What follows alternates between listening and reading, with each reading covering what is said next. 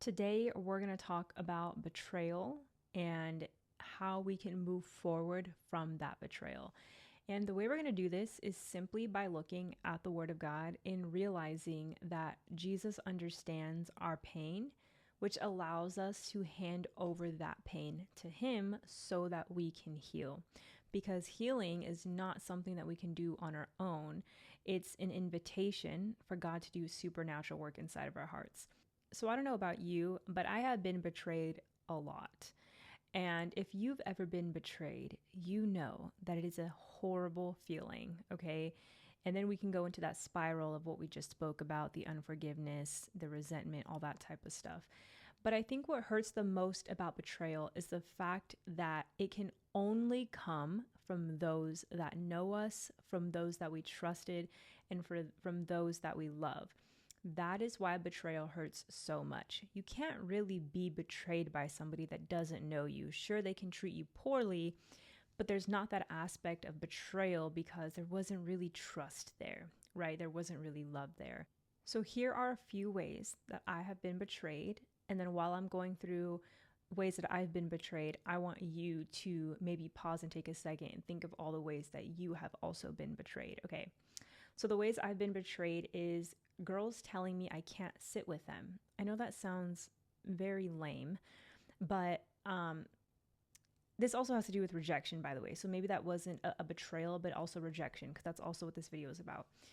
But I remember growing up in elementary school, I just always wanted to sit with these two young girls. They were just like always so pretty, always done up. They had each other and I was always by myself. And I always used to go up to them and ask, can I sit with you? And they always told me no. And I remember one time I decided to do my hair with a hot curling iron for the very first time in my entire life. I was probably like 8 years old or younger, but these little girls always had their hair done. So obviously their parents probably did it for them. So I wanted to be accepted by them, right? I didn't want to keep being rejected by these two girls. And so I curled my hair, at least attempted to, and I burnt the left side of my cheek, like literally. And at the time, the barrel was so big, it burnt up my entire cheek. I had like this huge scab that was disgusting. So the next day I went to school, asked the same question. Hey, can I sit with you? And they just stared at me terrified and finally let me sit with them. And from that day on, I don't remember what happened. I just knew that I was tired of being rejected. And that day I was accepted because they were scared of me. But I know that might sound really silly because I was so young, but there are so many things from our childhood that follow us into our adulthood. Like, how many of you think about moments from elementary school or junior high or even high school where they're just like stuck in your mind and you don't even realize how they're affecting you in your day-to-day adulthood life? I think betrayal and rejection is a big one for us ladies because we just want everyone to like us. We want to make sure that we're not stepping on anybody's toes. We want to make sure that we're saying and doing the right things and dressing the right way and having our hair done a specific type of, a specific type of way.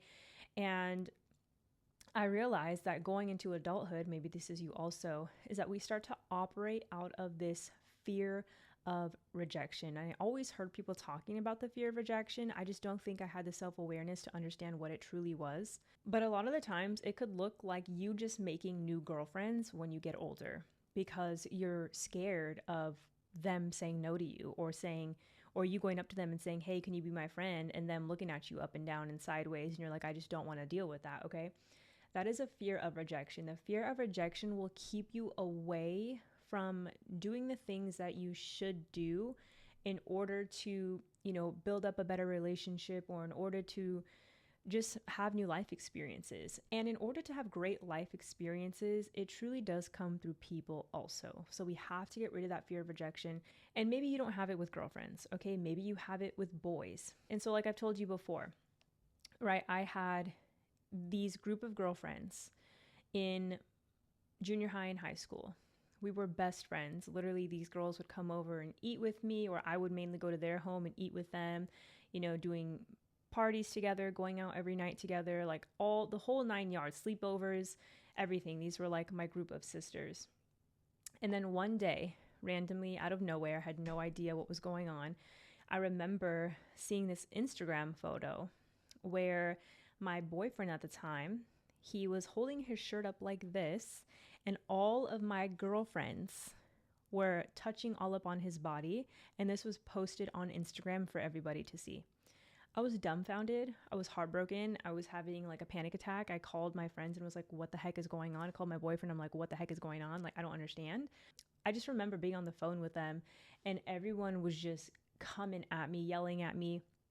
And I know you might think that there's two parts to the story. There really is not, guys. This was a true betrayal moment that radically shifted the way that I started to operate as a teenager and radically shifted the way that I saw women relationships that, you know, I had to overcome. God had to heal me from that because here I am now helping other women. Like, if my heart was not right, you know, or I wasn't able to see women rightly, I wouldn't be able to do these videos.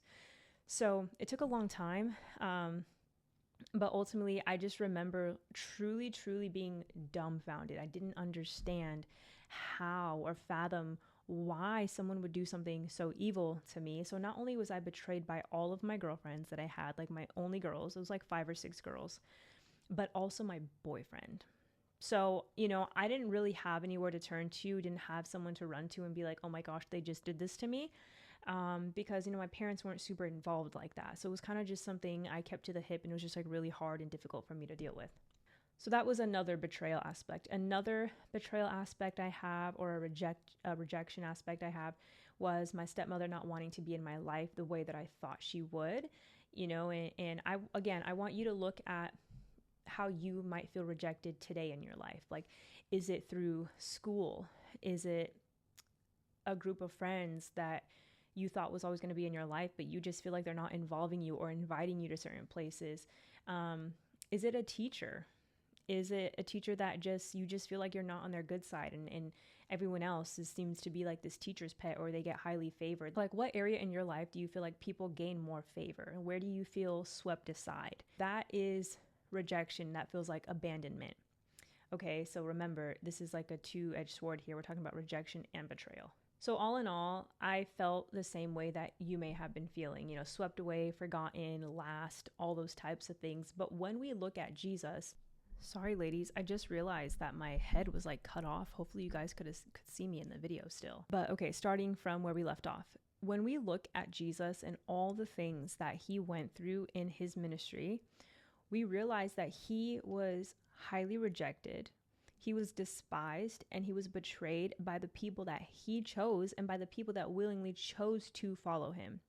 So let's talk about how we can bring our pain to Jesus because he knows exactly how it feels. But before we do that, let's talk about what this betrayal actually looked like. So first, we have the one that everybody talks about, right? We have Judas. Judas was one of Jesus's followers.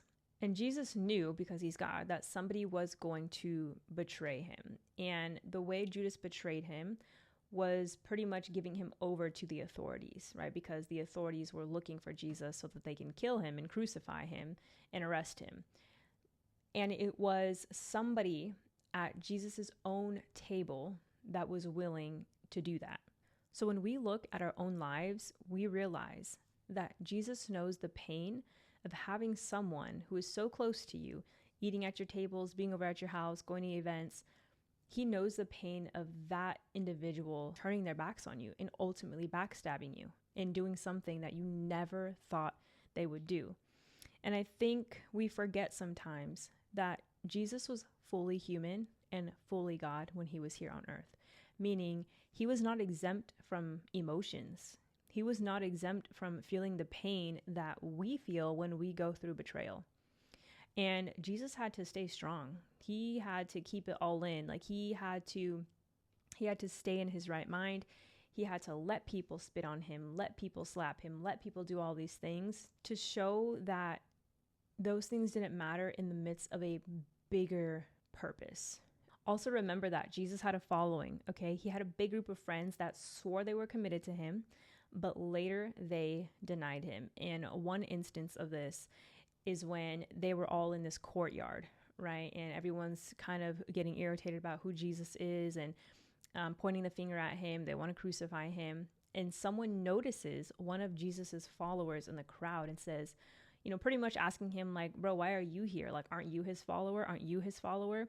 Because whoever was his follower, people also didn't like. So In that moment, although Peter liked and knew Jesus, he was more selfish and worried about his own life in that moment and said, no, I don't know him. I don't know him. I swear to you, I don't know him. So just imagine this, okay, girl? Imagine we are out, or you're out with friends that you love, family that you love and cared for. You know that they love you back, and you think in the back of your mind, they would never, never denounce me. Like, why would my family ever do that to me? But this one instance happens where you're all out. Let's imagine someone you see is out and they don't like you, and they have a group of friends with them and they look bigger, stronger, all these types of things, and they're threatening you, and you're looking to your family for help, and they're like, girl, you're on your own, and they leave you, right? And you're like in disbelief. Jesus had to go through this because Peter denied him 3 times, saying, I don't know him, I don't know him, I don't know him. I just can't imagine how alone Jesus might have felt in that moment, okay? Or how betrayed he may have felt in that moment. The 3rd time is when all of his disciples decided to run away and leave him. In his deepest, darkest hour, where he was suffering, when he was in pain, when everybody was after him, where crowds wanted him dead and pointing the finger and just being maliciously evil, and nobody was there for him. This feeling is all too familiar to a lot of us. And the beautiful thing about Jesus is that when he was on the cross, his very own that were killing him and betraying him, he prayed for them and said, forgive them, right? Praying to the Father. Forgive them, for they do not know what they do. And this is the attitude that we need to have. And it's not easy. It's difficult. It's difficult to pray to the Lord and say, Lord, forgive them, and I forgive them, right? We just went through this whole thing about forgiveness. I forgive them. Just they don't know what they're doing, Lord. They don't know what they're doing. Just, you're praying for their heart. You're doing all these things. And this fruit only comes from a true, genuine relationship with Jesus, because we need help in our own hearts. But we can't do supernatural work in ourselves. We have to invite the Holy Spirit to do the work inside of us. So all in all, Jesus was betrayed back to back to back. Like, these events were happening back to back, guys. Like, they weren't things that were spread out. These were like in a span of the same day. Okay. Imagine getting betrayed 3 times in a day. Like, wildly. Like, imagine just 3 wild events in your life from multiple people that you love, just like boyfriend, friends, family, mom, just back to back to back to back. Imagine that in your own life. But this is the thing, just because he was betrayed back to back by the same people that he had purpose for, he didn't let betrayal define who he was. And this is where a lot of us mess up, right? Maybe you really like a guy, and for some reason they're just not texting you back, or you really want to be friends with this girl and they just for some reason they're not meshing with you, they don't want to hang out with you. Whatever it might be for you, those moments we tend to go inward and say, what is wrong with me? What do I need to fix for this person to like me? How do I need to dress to be accepted into this group? What do I need to not say? What mask do I need to wear? And I'm telling you right now, none of that. Nothing. You need to be you. And the people that are for you will be for you. There's nothing wrong with you. There's nothing that you need to change about yourself. Now, obviously, if you're a bad person, you have bad qualities, then hey, do some self-reflection. But ultimately, if it's just people that are not for you, there's nothing wrong with you. So it didn't define him. Jesus didn't say, oh my gosh, I must be a terrible person, or my purpose must not matter, or, I guess I need to start talking and blending in with these people so that they can accept me. If Jesus did that, purpose would have not been fulfilled. You and I would not be saved today and have a way out. Remember, just because people didn't see Jesus's value doesn't mean that his value wasn't real. And that's the same for you. And I want to tell you about this prophetic dream that I had the other day. I thought it was so profound. Without going into too many details, I just remember people from my past being in the dream. And at some point in the dream, I ended up in this parking garage. Okay. And in this parking garage, there was a group, like a crowd of people that I remember from high school. And I was standing in front of them, almost like I was speaking to them. But in this dream, I was trying so hard to explain myself and to, just overly explain my intentions and what I meant to say and what I didn't mean to say. And I remember My husband in this dream represented Jesus. Okay, so keep that in mind. I remember my husband in the dream coming up to me on the left side, and all he did was put his right hand on me. He just looked at me like he loved me. And his eyes basically were just saying, you don't need to over-explain yourself. Okay. And I remember he looked at me, he looked at the crowd, and he showed my hand to the crowd. And on my finger, I had a purple, like, marriage ring on. Now, let me tell you what this means. Jesus in my dream, right, which came in the form of my husband in the dream, was basically showing me and the crowd that this is my daughter. This is my daughter who I love. This covenant, this ring represents our commitment to each other. Her identity, her value doesn't come from what you guys think about her, doesn't come from, what you say about her or what you might twist up about her. She's mine, and that's it.